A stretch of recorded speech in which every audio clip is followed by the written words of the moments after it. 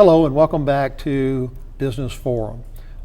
Joining us now is Mark Dutram with Fresh Start, and he's here to tell us about that organization and how they fit into our community. Mark, thank you so much for being here today. We really appreciate you taking your time out to share some information with us today. I love it. And again, a fellow servant out there in the needs of the community. So no, I'm glad to be here. Glad to talk about it. Thank you so much. Share with us, Fresh Start, a little bit about its beginnings, if you will, and perhaps the mission. Okay. Surprisingly, it traces all the way back to 1985. Wow.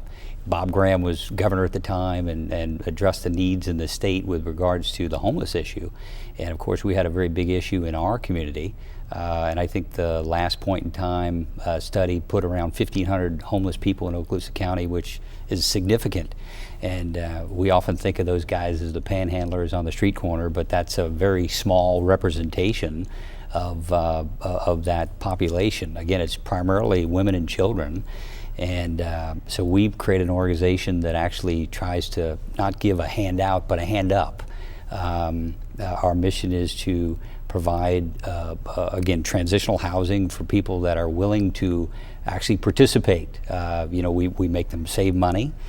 We make them pay rent. We make them get a job. We make them participate in an educational program that helps them to become independent again, which is really what they want anyway. People don't really want to be dependent upon agencies. So it's an incredible mission. Renewing hope, rebuilding lives is our mission. And the FRESH actually stands for something: freedom, respect, education, safety, and hope. It's just a great organization.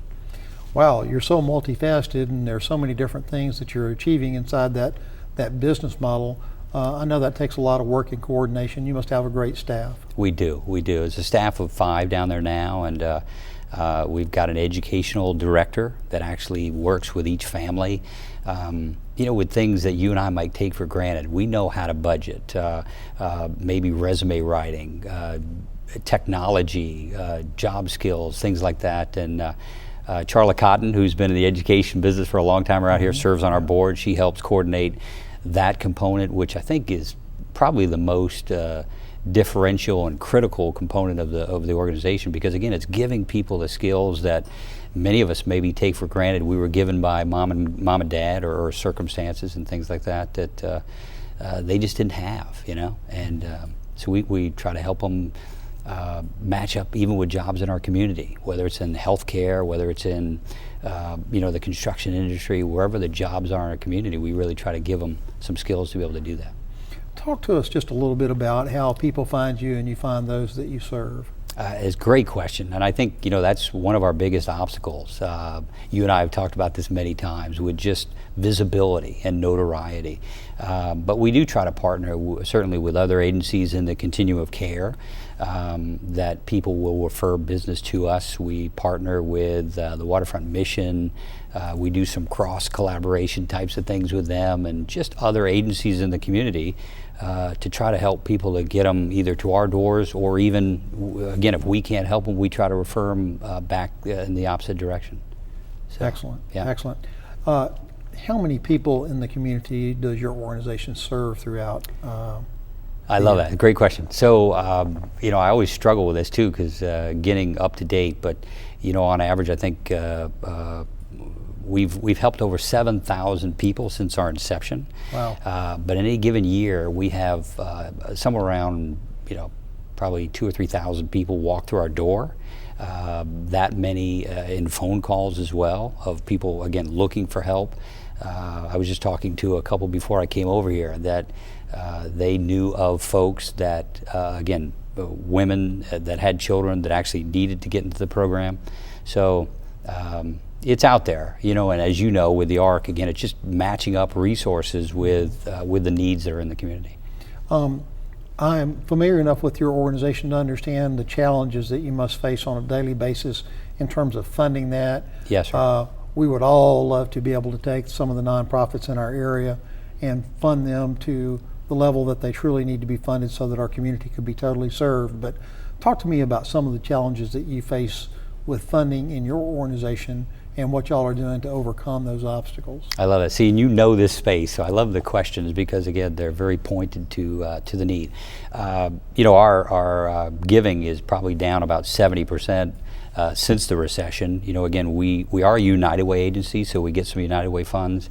But we used to rely a lot on, you know, corporate and individual sponsorships as well.